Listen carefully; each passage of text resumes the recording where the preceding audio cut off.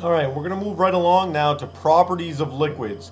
And, oops, a little faster than I wanted, but that's okay. They're due to the kinetic molecular theory, and again, molecules in motion, so that's the reason that we have some of these properties, and also due to the strength of intermolecular forces, and we'll see that as we go along. Viscosity.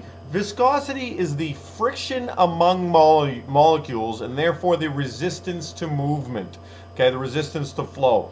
When you have strong intermolecular forces, okay, and the stronger the intermolecular force, the higher the viscosity, okay? And remember that high viscosity means it does not want to flow. Low viscosity means it'll allow the molecules to tumble past each other, okay? So think of it this way, and of course temperature is also very important. If we talk about a liquid, and let me just quickly do this. Let's go ahead and take a look at a quick YouTube video of, and this is, I don't want to mispronounce, Ch13Sec8, G-U-R-E-L-Y-A-S-I-N. I'm just going to go ahead and show this video. But notice here we have a liquid very easily, and notice this liquid doesn't move very easily. Both clear liquids, both apparently look the same when you see them. Notice this liquid, very easy flow, pouring right on out, as opposed to this second one. And you can see it's just starting to come out right now. Okay, very, very slow, reluctant to flow. This second one would have a higher viscosity, higher resistance to flow. All right, so that's kind of where we're at when we talk about viscosity. Make sure we understand that it is the higher the viscosity, the more resistance to flow. So I was going to, draw, like if I had a glass. Okay, this is just my little cup here. All right. And I had a bunch of liquid and I was pouring it out. Okay? As I'm pouring it out, the molecules are trying to move past each other. Okay, you have a bunch of molecules and they're tumbling past each other. Okay, here's a bunch of molecules. We got a bunch of molecules. And as you pour them, it's not like they go in order. They're going to tumble. You can even view it or see it similarly if you take a bunch of marbles or little lead BBs and you pour them out of a glass, even though solids, you'll see that they're going to roll past each other. They're going to tumble past each other. Well, same thing with liquids. We can't see it in the molecular level, but in liquids, there's going to be friction among molecules. If this is high, meaning they rub past each other, they're close together, they're strong intermolecular forces, there's going to be a high resistance to flow.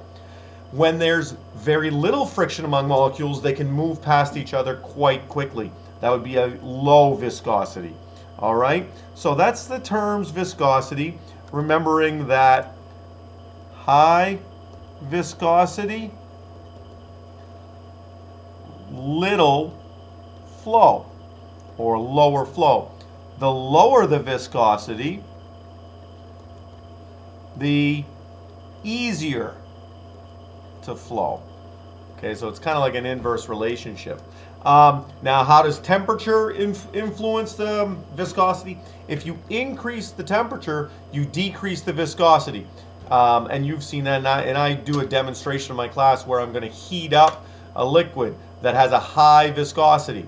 If you heat up honey, for that matter, honey, very hard to pour. You throw your honey in the microwave for 10 seconds, 20 seconds, it loosens it up, very easy, and it'll flow. Why does that happen? As you increase the temperature, the molecules can kind of break a little bit further away from those intermolecular forces. They're further apart, less connecting them together, and therefore there's less friction so they can roll past each other.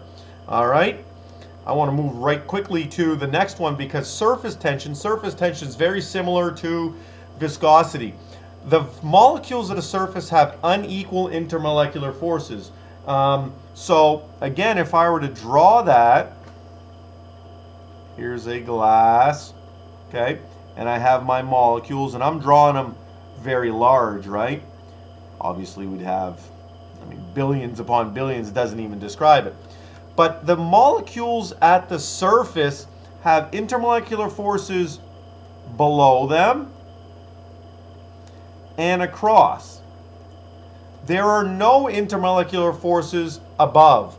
As opposed to the rest of the molecules, notice that they are being interacted in all directions.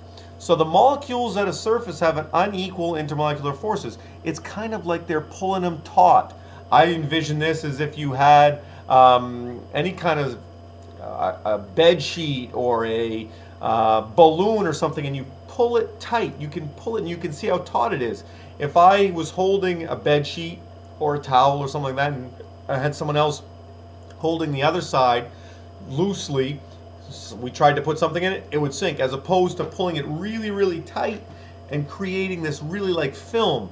And that's kind of what a surface tension is. The stronger the intermolecular forces, the higher the surface tension. So increased intermolecular forces, the higher the surface tension.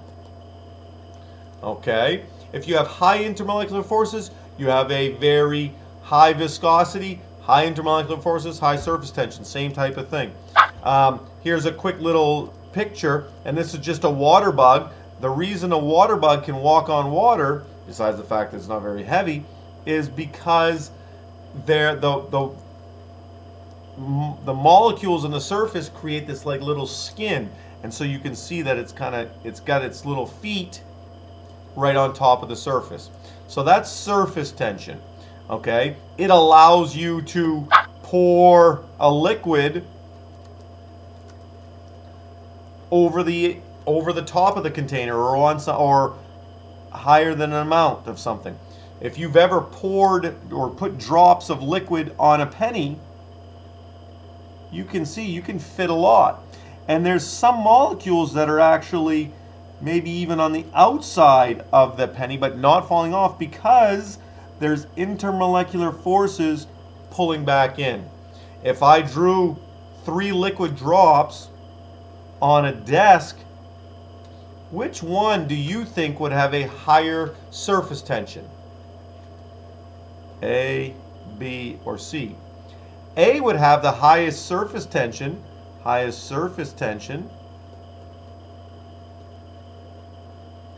because the molecules are kind of sucked in. These molecules on the end are being pulled in more than these, where C is just, the interior molecules aren't very strong in terms of their intermolecular forces, and it allows it to kind of flow out. So that's surface tension, along with viscosity.